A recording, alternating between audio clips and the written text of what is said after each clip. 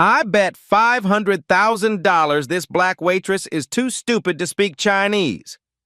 Richard Morrison's voice echoes through Manhattan's most exclusive restaurant.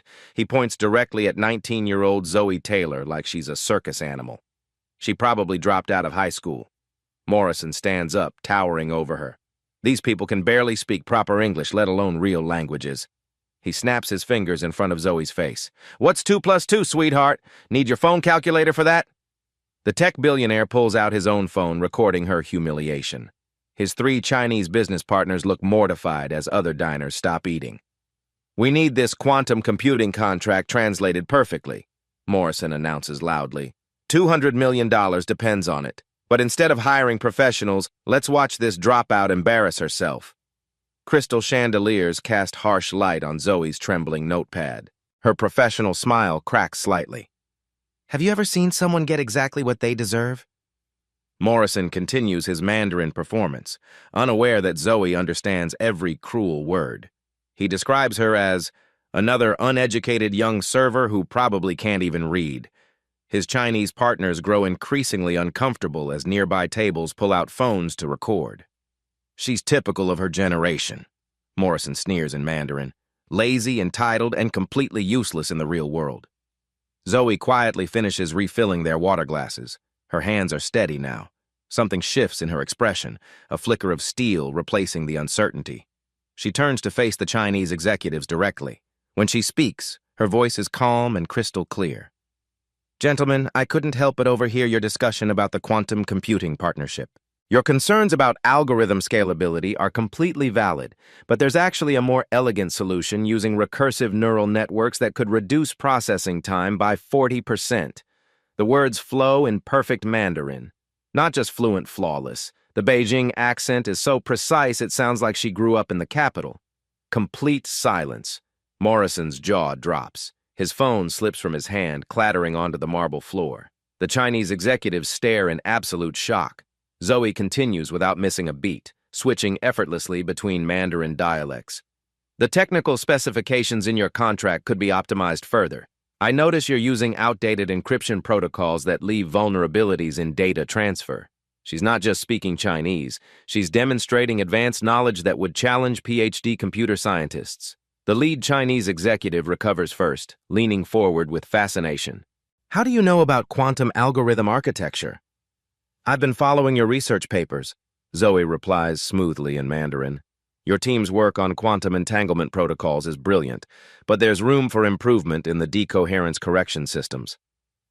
Morrison sits frozen, his entire worldview cracking in real time.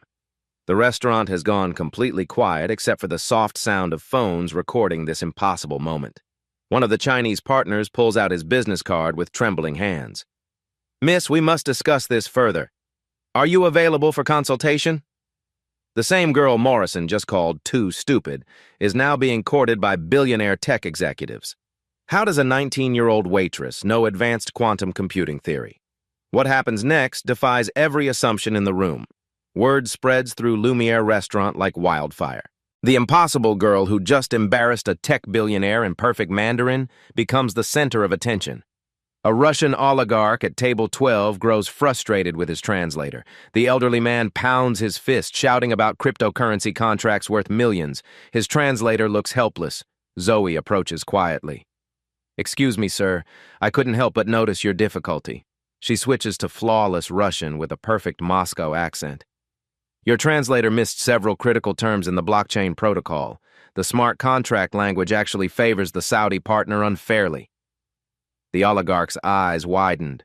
Zoe continues, now speaking Arabic to his Saudi business partner, then German to the Swiss banker at their table. 3 languages flowing seamlessly, each conversation building on the last. She's not just translating words, she's explaining complex financial concepts that would challenge industry experts. Morrison watches from his table, paralyzed. His Chinese partners ignore him completely, fascinated by this linguistic phenomenon happening steps away. At table 7, elderly Japanese tourists struggle with the wine menu. Zoe glides over, speaking formal Japanese with perfect Keigo honorific language. But she doesn't stop at politeness. She discusses the wine's terroir in technical French with the sommelier. then explains fermentation chemistry in Italian to museum curators at the neighboring table. Every interaction reveals deeper knowledge: economics, law, art history, science. Each language unlocks another field of expertise. The pattern becomes undeniable. This isn't just multilingual ability, it's genius operating across disciplines that normally require decades to master. Restaurant staff emerge from the kitchen to watch. Managers abandon their posts. Other diners stop pretending to eat, phones capturing every moment. Morrison's carefully planned business dinner disintegrates around him, but something far more extraordinary unfolds. A UN diplomat stands up at the far corner table. In flawless Arabic, he addresses Zoe directly. "Miss, would you consider interpreting at tomorrow's climate negotiations? We've been searching for someone with your cultural sensitivity." The entire restaurant now watches this 19-year-old waitress field diplomatic requests like she's been doing it for decades. Her responses demonstrate not just linguistic mastery, but deep understanding of international relations, climate science, and diplomatic protocol. She discusses carbon offset mechanisms in Arabic, renewable energy infrastructure in Spanish, and climate adaptation strategies in Portuguese. Morrison finally finds his voice, but it comes out as a croak. How do you know all this?" Zoe turns to him with a smile that holds no malice, only quiet confidence. "You assumed I was uneducated because I served tables. You never asked what I studied before I had to work 3 jobs to support my family." The words hit like physical blows. Morrison's face drains of color as the implications sink in. His Chinese partners stand up, completely abandoning their original meeting. "Miss, we must discuss licensing your expertise immediately. Our quantum computing division needs someone with your background." "What background?" Morrison whispers, still reeling. "MIT Computer Science and Linguistics double major," Zoe replies simply. "I was working on my master's thesis when family circumstances required a career pause." The restaurant erupts in whispers. Phones light up social media. #Genius Waitress starts trending within minutes. Comments flood in. "She's 19? MIT genius serving tables? Why isn't she running a company?" Morrison stares at the contract still scattered across his table. The same document he used to humiliate her now seems pathetically simple compared to what she's just demonstrated, but the biggest shock comes when Zoe addresses him directly, her voice gentle despite everything he's done. "Mr. Morrison, your quantum computing contract has several optimization opportunities. Would you like me to review it properly? Professional consultation rates apply, of course. She's offering to help the man who just publicly degraded her." The camera phones capture every word as Morrison realizes he's not just witnessing a linguistic miracle. He's watching someone with the grace to forgive his ignorance while simultaneously proving his assumptions catastrophically wrong. Every customer in Manhattan's most exclusive restaurant now knows they've witnessed something unprecedented.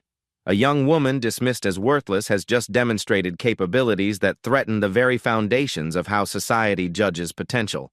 But one question burns brighter than all the rest. How did someone with this extraordinary gift end up serving tables instead of leading industries? The truth about Zoe Taylor unfolds like layers of a painful onion. Behind her confident exterior lies a story that would break most people her age. 18 months ago, Zoe was MIT's rising star. Double majoring in computer science and linguistics at 17, she maintained a perfect 4.0 GPA while developing revolutionary AI translation algorithms that could change global communication forever. Her professors called her the most promising student they'd seen in decades. Tech companies already courted her for internships. Her future seemed limitless. Then COVID-19 hit like a wrecking ball through her family's stability. Her father, a mechanical engineer for 30 years, lost his job when the automotive plant closed. Her mother's breast cancer diagnosis came with stage 3 severity and treatment costs reaching $8,000 monthly. Her 16-year-old brother needed private school tuition to keep his robotics scholarship that represented his only path to college. Zoe made the impossible choice. She dropped out of MIT to become her family's financial lifeline. Now she works 3 jobs with military precision: restaurant server from 6 a.m. to 2 p.m., online coding tutor from 3 to 8 p.m., freelance technical translator from 9 p.m. to midnight. 4 hours of sleep, then repeat. Every dollar goes home. Every tip pays for her mother's chemotherapy. Every translation project funds her brother's education. Every sacrifice keeps her family afloat while her MIT classmates graduate without her. But Zoe hasn't surrendered her dreams. She's strategically repositioning them. The restaurant's diverse clientele became her secret laboratory. Every conversation in every language feeds data into her AI prototype. She's been developing revolutionary translation software that doesn't just convert words. It translates cultural context, emotional nuance, and unspoken meaning. Her notepad isn't just for orders. It's for documenting linguistic patterns that could revolutionize global communication. Every customer who dismisses her as just a waitress unknowingly contributes to technology that could break down language barriers worldwide. Every slight becomes data. Every assumption becomes motivation. Zoe sees past the humiliation to the bigger picture. She's not just surviving, she's building an empire one conversation at a time. Her mother's medical bills won't last forever. Her brother's education has a finish line. Her own dreams have been delayed, not destroyed. Morrison called her worthless. He has no idea he just insulted someone who might change the world. Morrison's ego lies in ruins, but he's not finished. Desperate to salvage some dignity, he calls Zoe back to his table. His voice carries across the restaurant, loud enough for every phone camera to capture. If you're really so smart and not just some Google-trained pretender, prove it right now. He yanks out the thick Chinese contract from his briefcase. 500 pages of dense technical language about AI patents and quantum computing algorithms. Pages scatter across the white tablecloth like fallen leaves. You have 10 minutes. If you can't translate this perfectly, you're just another Gen Z faker who thinks watching YouTube makes them an expert. The restaurant falls completely silent. Every diner stops eating. Phones emerge from purses and pockets, going live on Instagram and TikTok. The managers emerge from the kitchen to witness this public challenge. Morrison's confidence radiates poisonous certainty. This isn't casual conversation. It's specialized technical and legal jargon that challenges even professional translators with decades of experience. He's already composing the humiliating social media post about putting entitled young people in their place. Zoe doesn't take the emotional bait. Instead, she scans the first page with laser focus. When she looks up, her voice carries quiet authority. This contract has 4 critical legal errors that could void the entire agreement and expose both parties to patent litigation. Would you like me to fix those while I translate, or should I just point them out? Morrison's smirk falters. That wasn't the response he expected. Zoe begins working, but she doesn't just translate. She transforms the document. Her voice stays calm as she explains each section in real time. She catches translation nuances that would cost millions in misunderstandings. She identifies clauses that unfairly favor one party and suggests diplomatic language to balance the agreement.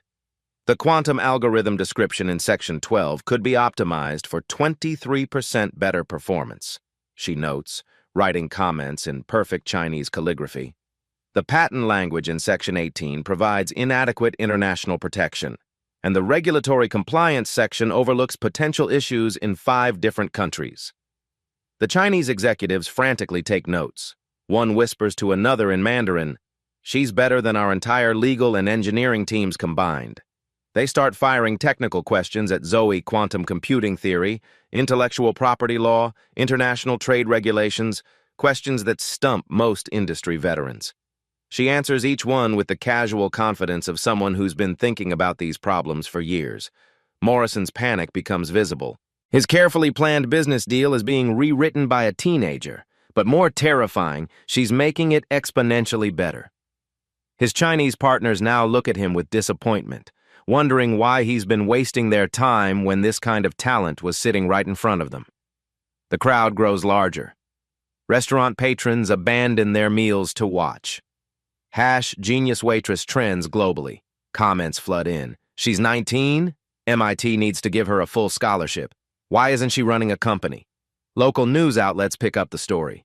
The impossible girl who's rewriting multi-million-dollar contracts while serving dinner becomes appointment viewing. Zoe finishes in 7 minutes, not 10. She hands Morrison the contract with handwritten notes in perfect Chinese calligraphy, then looks him straight in the eye. "That'll be $3,000 for the legal consultation standard industry rate." The translation and optimization suggestions are complimentary for first-time clients. The restaurant erupts in applause. Morrison's Chinese partners immediately ask if they can hire Zoe directly as their primary legal and technical consultant. The power dynamic has completely flipped.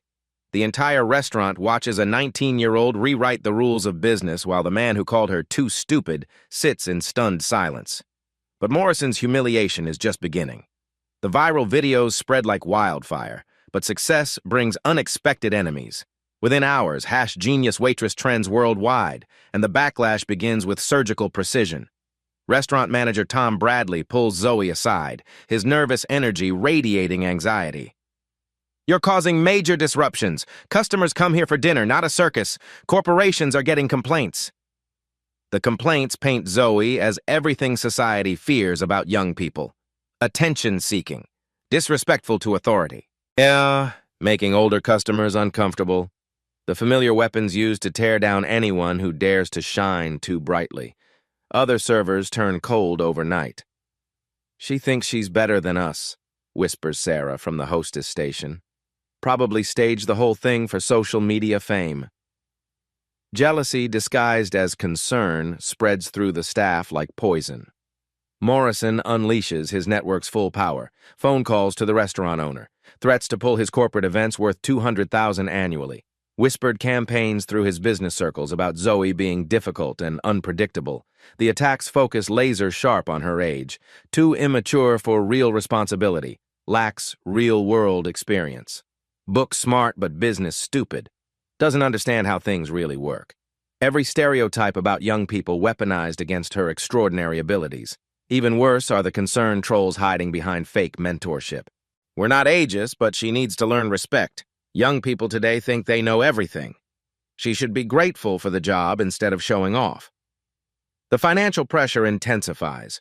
Her online tutoring clients start canceling after seeing the controversial videos. Parents don't want their children taught by someone too young or too outspoken. Her freelance translation work dries up as Morrison's network spreads poison about her being difficult to work with. Zoe's family feels the strain. Her mother, weakened by chemotherapy, asks gently, "Maybe you're being too proud, honey? Sometimes it's better to keep your head down." Her father, still unemployed and depressed, suggests she be more humble. "You need this job." Even her 16-year-old brother worries. "Maybe just serve tables quietly. We can't afford for you to lose income." The isolation cuts deepest. Fellow servers who once shared breaks now avoid her. Tips decrease as some customers specifically request different service. The hostile work environment intensifies daily. The kitchen staff joke loudly enough for her to hear. "Miss Einstein thinks she's too smart for this job. Someone needs to bring her back down to earth. Probably Googled everything the night before." The breaking point comes when Zoe overhears a conversation that shatters her remaining faith in fairness. Mrs. Patterson, a regular customer she's served kindly for months, tells another diner, "I don't come here anymore. That young girl is just too aggressive.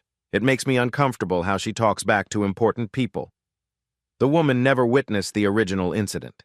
She's repeating Morrison's whisper campaign word for word, choosing gossip over her own positive experiences with Zoe. Alone in the restaurant bathroom, Zoe stares at her reflection.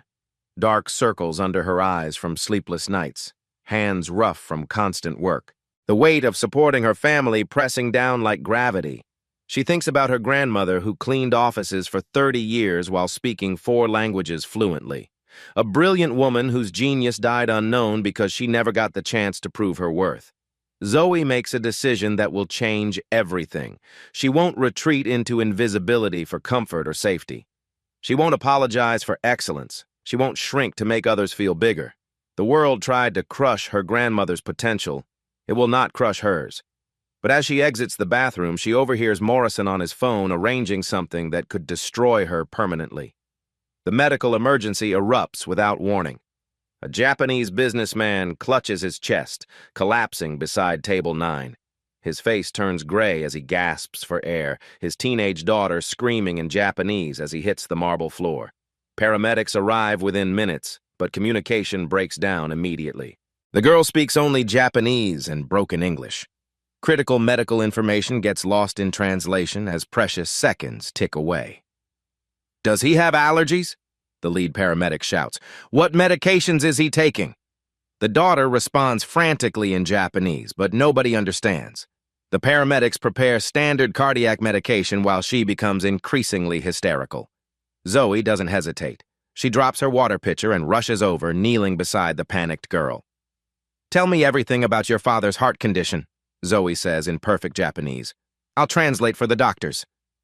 The relief in the girl's eyes is instant. Words pour out in rapid Japanese. Her father has a rare genetic heart condition. He's allergic to 3 common cardiac medications. He takes specialized blood thinners that interact dangerously with standard emergency drugs. Zoe translates instantly, her voice cutting through the chaos with medical precision. "Stop! Don't give him that medication. He has long QT syndrome and he's allergic to epinephrine." The paramedic's hand freezes inches from the syringe. "Are you sure?" His daughter says he almost died from that exact medication last year in Tokyo. He carries a medical alert card in his wallet. They find the card, confirming everything Zoe translated. The paramedics switch to alternative treatments that won't kill him. But Zoe doesn't stop there. As they work, she becomes a human communications hub. She calls his doctors in Tokyo via video, translating complex medical terminology in real time. She contacts his insurance company, handling legal language that would challenge professional interpreters. She coordinates with his business partners who speak Mandarin, ensuring critical meetings get postponed. Her MIT pre-med knowledge proves crucial. She explains his condition to the paramedics using technical terms they understand, bridging not just language gaps but knowledge gaps. Morrison watches this unfold from his table, seeing Zoe's genius applied to something that truly matters. For the first time, his corporate mind grasps the real-world value of her abilities.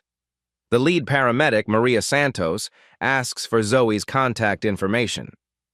"We desperately need translators like you in the ER. You could save hundreds of lives. How are you not in medical school?" When she learns Zoe dropped out to work, Maria's expression shifts to anger. "This system is broken. Talent like yours shouldn't be wasted serving soup." As the businessman stabilizes and gets transported to the hospital, his daughter takes Zoe's hands through tears. Her gratitude transcends language barriers.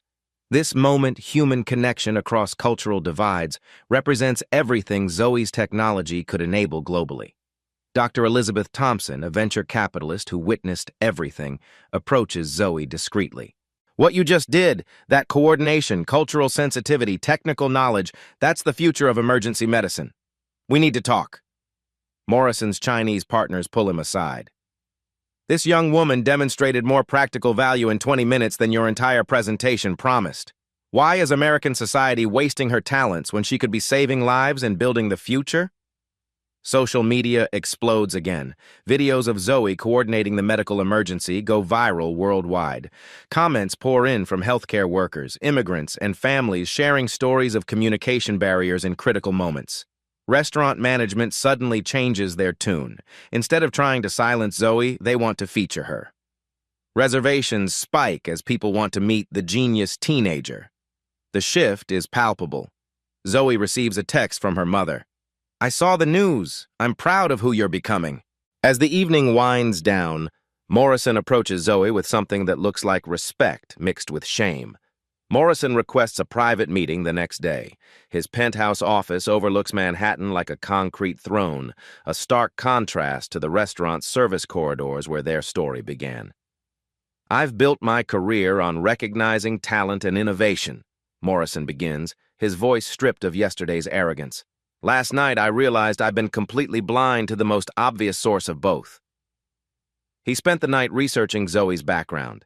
MIT transcripts showing a perfect 4.0 GPA. Research papers on neural language processing that impress professors twice her age. Patent applications for AI translation algorithms that could revolutionize global communication. "You're not just smart. You're already ahead of teams I pay millions," Morrison admits. "I kept waiting for young people to pay their dues, but you've already done work that most professionals never achieve." The confession cuts deeper. "I was so afraid of being outshined by someone a third my age that I couldn't see what was right in front of me." Morrison's offer staggers even him to make. $2 million initial investment in Zoe's AI startup, office space in his building's top floor, access to his entire business network. The catch? She leads completely. He follows her vision. Zoe remains cautious. This feels too convenient, too much like guilt-driven charity. When powerful people suddenly change direction, hidden agendas usually lurk beneath the surface. Your AI isn't just better than existing systems, Morrison continues, showing her research he's compiled. It's the foundation the next generation of global communication will be built on. I was an idiot to miss it. The terms favor Zoe entirely. Full equity control remains hers. Morrison gets a minority stake in exchange for funding and connections. Legal contracts written completely in her favor. All intellectual property rights stay with her. Dr. Thompson joins the meeting virtually, having researched Zoe independently. This isn't charity or reverse age discrimination. This is the smartest investment opportunity I've seen in healthcare technology in years. Morrison's Chinese partners want to license Zoe's technology immediately for their quantum computing applications. What started as his humiliation became her international breakthrough and his redemption through recognizing young talent. The symbolic moment arrives when Morrison hands Zoe keys to a corner office on the building's highest floor. The view's better up there. You'll need perspective for what you're about to build. And Zoe, hire other young people. We've been wasting an entire generation's potential. Zoe gives her restaurant notice with grace, not anger. She recommends other young workers for advancement, thanks supportive staff, and promises to return as a customer who remembers where real respect gets earned. Morrison's endorsement opens doors across Silicon Valley and beyond. Venture capitalists who ignored her because of age now compete for meetings. Tech leaders who dismissed young innovators suddenly want partnerships. The transformation goes viral again. Morrison's TED Talk, "The Future I Almost Missed," becomes a case study in recognizing unconscious bias. He doesn't take credit for discovering Zoe, he takes responsibility for almost missing her entirely. But as Zoe signs the partnership agreement, she mentions her secret weapon casually. I should mention, I've been testing a prototype AI that's learned from every conversation I've had in the restaurant for months. Morrison realizes he hasn't just invested in a brilliant young woman. He's backed someone who's been strategically preparing for this moment all along. 3 weeks later, Zoe returns to Lumiere Restaurant, not as an employee, but as herself.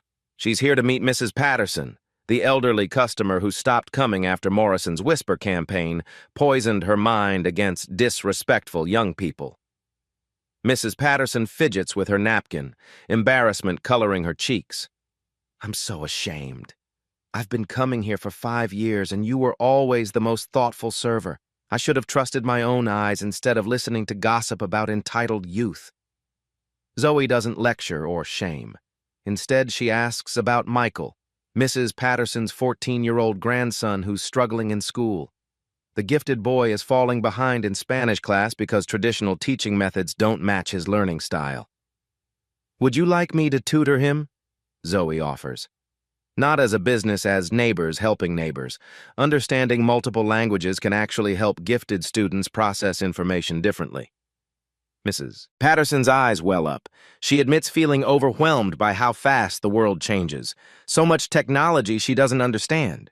Young people who seem so different from her generation. Zoe listens with genuine patience.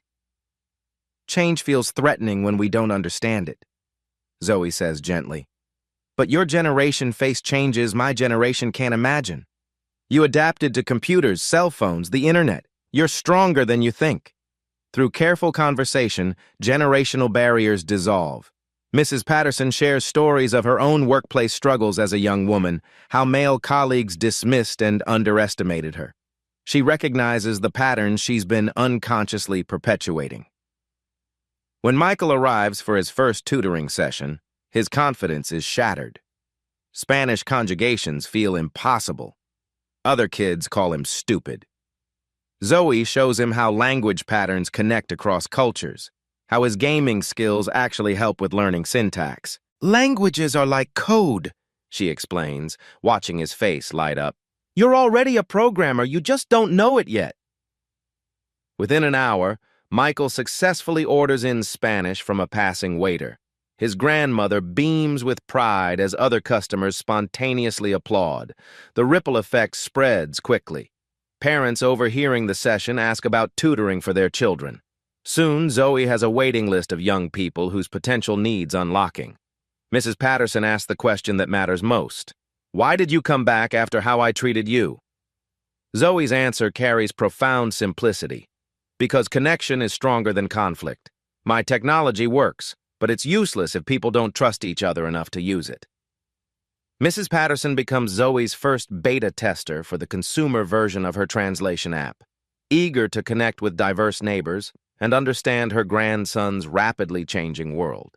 The scene ends with 3 generations laughing together as Michael successfully orders dessert in Spanish, his newfound confidence radiating pure joy. True change happens one conversation at a time. 6 months later, Zoe faces her ultimate test. The United Nations hosts emergency climate negotiations between 5 nations representing different continents, with young activists demanding seats at decision-making tables. Official translators walked out after receiving death threats. Diplomatic communications have collapsed completely. Secretary General Maria Santos calls Zoe directly. She's the supervisor of the paramedic from the restaurant incident, now revealed as a high-ranking UN official. We need someone who can navigate not just languages, but generational and cultural divides, Maria explains urgently. The young activists won't trust traditional diplomats. The older delegates won't take them seriously. You're our bridge. The stakes couldn't be higher. 5 languages, 4 different climate perspectives, 3 generations of negotiators, and 48 hours to prevent what scientists warn could be humanity's last chance for meaningful action. Traditional diplomacy failed. They need someone who can find connections across impossible divides. Accepting means postponing her startup's major product launch, risking relationships with new investors, and entering a situation where failure could destroy her reputation permanently. Morrison warns her it's too dangerous for someone so young. Zoe accepts with one condition.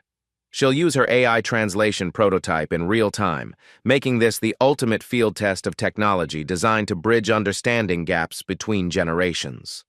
Arriving at the UN, hostility greets her from all sides. Older representatives question her experience, her authority, her right to be in the room. This is too important for children to handle, sniffs the German delegate. Young activists worry she's been co-opted by the establishment they're fighting. The first session nearly collapses within hours. Zoe's translation of a climate policy concept offends both older delegates who see it as too radical and young activists who see it as too weak. She's accused of bias, inexperience, and being in over her head. Rather than defend herself, Zoe stops the session and does something unprecedented. She asks each delegate to explain their climate fears and hopes in their own language, speaking directly to their own children or grandchildren, as if cameras don't exist. What follows transforms everything. The older Iraqi delegate speaks tearfully in Arabic about droughts destroying his homeland for 3 generations. The young Swedish activist shares her nightmares about inheriting a burning world. The Chinese representative talks about his daughter's asthma from air pollution getting worse each year. The Bangladeshi youth leader describes watching her village disappear underwater while adults debate carbon credits. As each person speaks from the heart, walls crumble. Zoe's AI learns in real time not just language patterns, but emotional patterns, how fear, love, and hope translate across cultures and generations. Her prototype evolves during negotiations, becoming sophisticated enough to capture underlying values and motivations driving each speaker. The breakthrough comes when Zoe identifies a critical translation error in climate data from 2015. Her fresh analysis reveals that everyone has been arguing over projections based on a mistranslated baseline. The fundamental disagreement stems from a linguistic mistake that's persisted for years. After 36 hours straight, exhaustion takes its toll. Zoe makes a critical error that could derail everything. She breaks protocol and shares her own story, how her generation inherits a damaged world while being told they're too young to fix it, how climate anxiety affects her daily decisions about the future. The delegates see their own stories reflected in hers.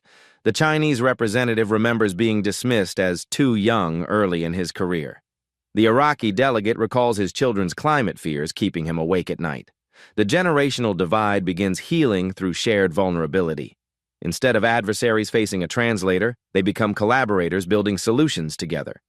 Zoe's technology facilitates this transformation, but her authenticity as a young person fighting for her future makes it possible.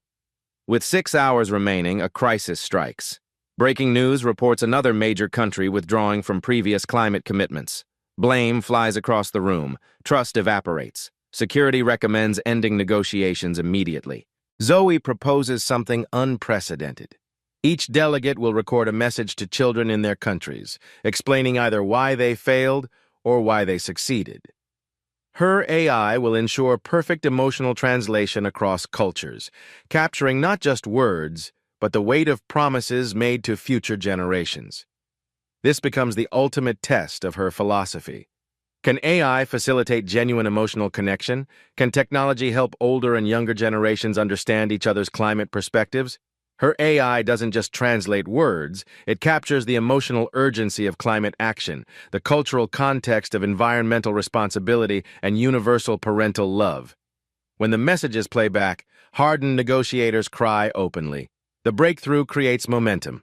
Delegates begin writing the climate agreement together, using Zoe's AI to ensure every word carries identical meaning and urgency across all languages and generations.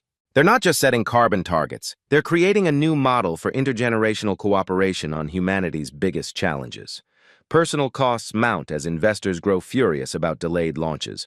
Major clients threaten to withdraw funding. Zoe risks everything for this moment, betting her future on making a difference right now rather than building wealth later. In the final hour, she faces the ultimate choice. Leave now to save her business deals and secure financial success, or stay to complete negotiations knowing the personal sacrifice required. Zoe chooses service over profit, significance over success. She'll finish these negotiations even if it costs her everything else. Her genius wasn't meant just for personal achievement. It was meant for moments exactly like this. At 11:42 p.m., the most ambitious climate agreement in human history gets signed. For the first time, it includes binding commitments accounting for intergenerational justice, with young people having ongoing monitoring roles in implementation. The agreement streams live to 2.8 billion viewers worldwide. #Climate Unity trends in 34 languages.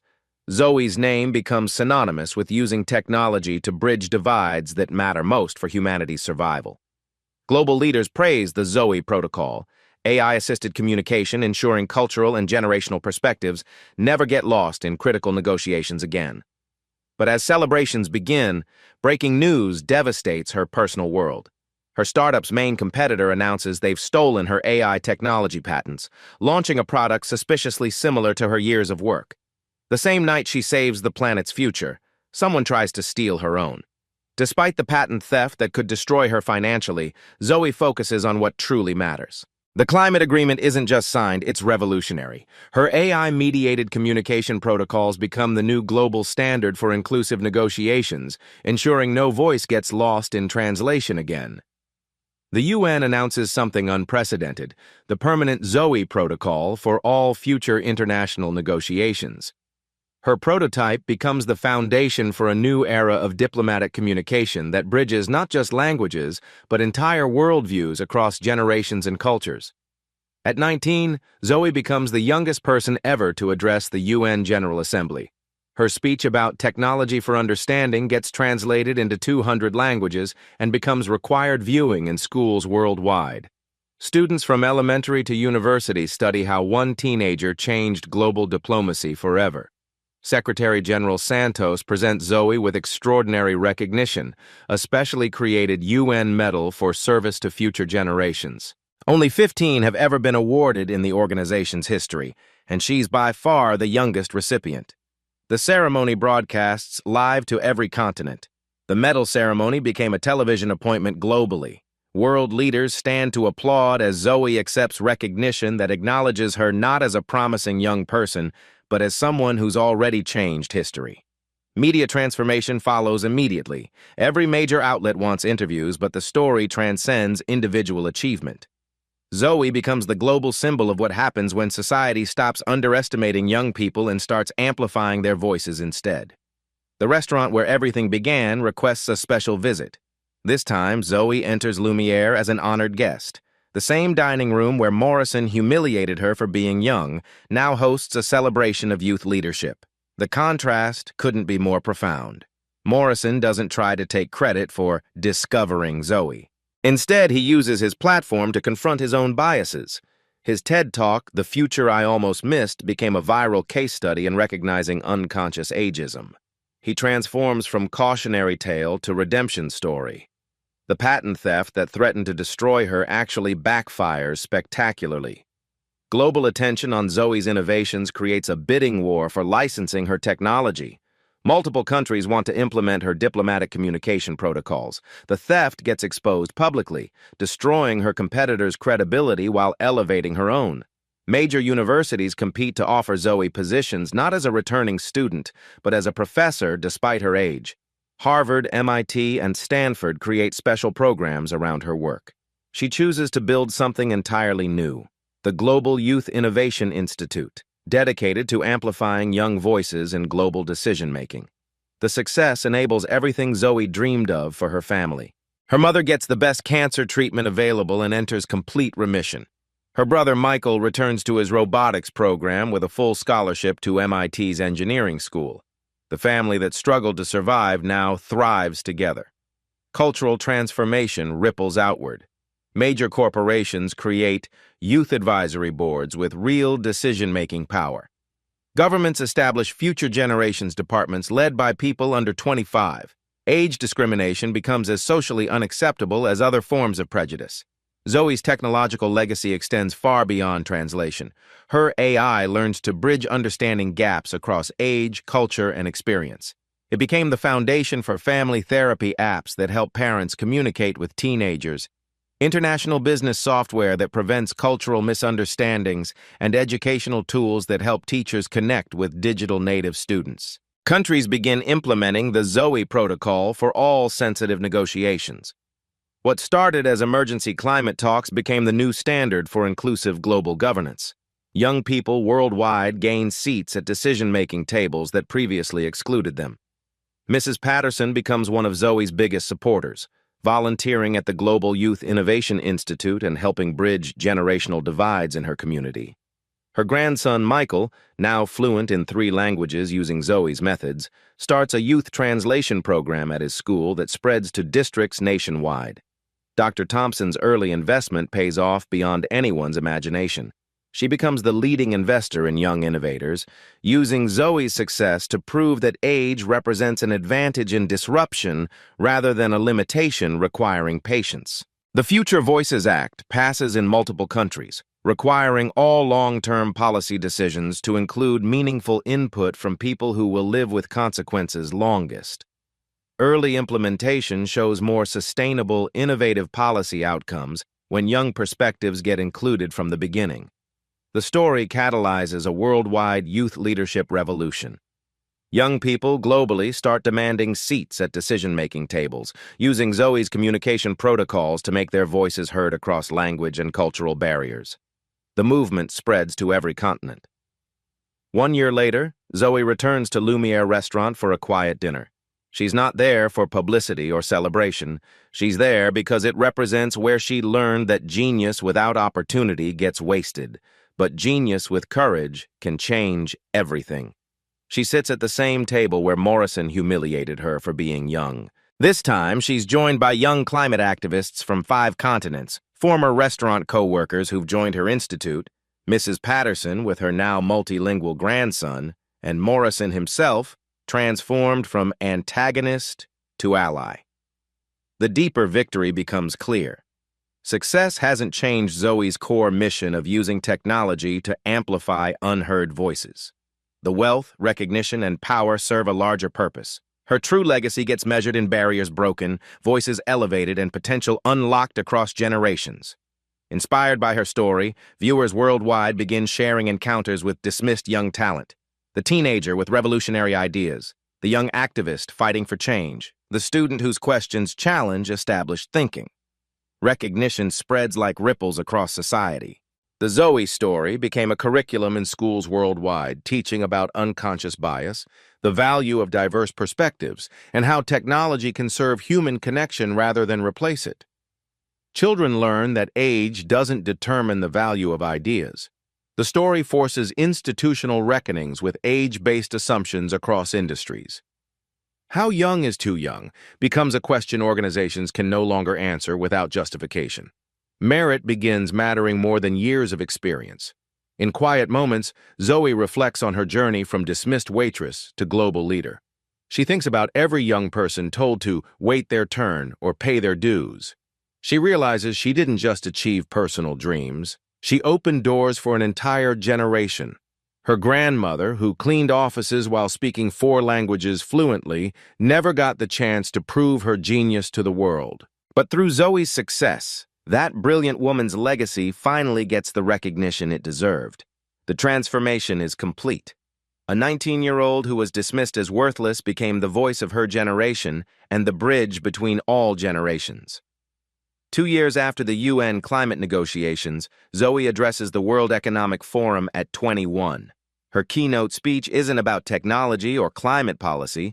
It's about the human cost of age-based assumptions and the transformative power of listening to young voices. Her presentation opens with powerful statistics. Since her story went viral, youth leadership programs have seen 340% increased enrollment. Cross-generational mentorship initiatives have grown 67% globally. Climate action projects led by young people have doubled worldwide. But numbers don't tell the real story. Zoe shares messages from viewers inspired by her journey. The 17-year-old who became the youngest city council member in her state's history. The 20-year-old refugee who developed revolutionary water purification technology. The 16-year-old who created an app connecting elderly people with tech-savvy teenagers, bridging digital divides across generations. My story isn't special because I'm exceptional, Zoe explains to the assembly of world leaders and business titans. It's special because I represent my generation's untapped potential. We have ideas, energy, and urgency that the world desperately needs. We just need adults willing to listen instead of lecture. She challenges the audience directly.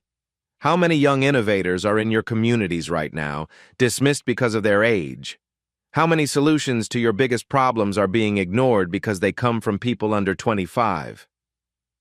Zoe announces the Young Voices Initiative, a global program connecting young innovators with resources and platforms. Not charity disguised as opportunity, but genuine partnership that recognizes youth as an asset rather than a liability. The Global Youth Innovation Institute partners with universities worldwide, offering reverse mentorship programs where students teach faculty about emerging technologies and generational perspectives that older educators miss entirely. Her communication protocols become open source for educational and humanitarian use. The same AI that prevented climate catastrophe now helps young people communicate with adults and families, bridge generational gaps. Since her story began circulating, age discrimination complaints have decreased 34%.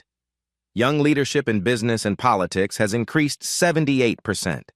Intergenerational collaboration projects have improved outcomes across sectors by 45%. Zoe's voice grows passionate as she addresses every viewer directly. Look at the young people in your life today. Really look at them. What are they trying to tell you that you're not hearing? What solutions are they offering that you're dismissing? What future are they building that you're too busy to understand? Here's what you can do right now. Tomorrow, when you interact with someone under 25, listen to their ideas without immediately explaining why they won't work. This week, find one youth-led initiative in your community and support it with your time, money, or connections. This month, challenge age-based assumptions when you hear them in meetings or conversations. Ask yourself, when was the last time you changed your mind because of something a young person said? When did you last ask someone under 25 for advice? When did you last treat a teenager as an expert instead of a student? If every adult watching this took just one young person's idea seriously, we could solve climate change, end poverty, and bridge every divide that separates us. The young person you're not listening to might be the one who changes your world. If this story moved you, share it with someone who needs to hear it. Tag a young person whose voice deserves amplification. Comment with one thing you'll do differently after watching this. Show the world that you're ready to listen. Subscribe for more stories of young potential becoming unstoppable power. Hit the notification bell because the next genius changing everything might be in tomorrow's video. And remember, you might be someone's reason to keep believing in their dreams. Her final words become the rallying cry that defines a generation. The future isn't waiting for us to grow up. It's waiting for you to listen up. The screen fades with Zoe's direct gaze, her message hanging in the air like a challenge that every viewer must answer. The story ends, but the movement it inspires has only just begun. The next time you see a young person being dismissed, remember Zoe Taylor. Be the adult who listens. Be the voice that amplifies theirs. Be the bridge between what is and what could be.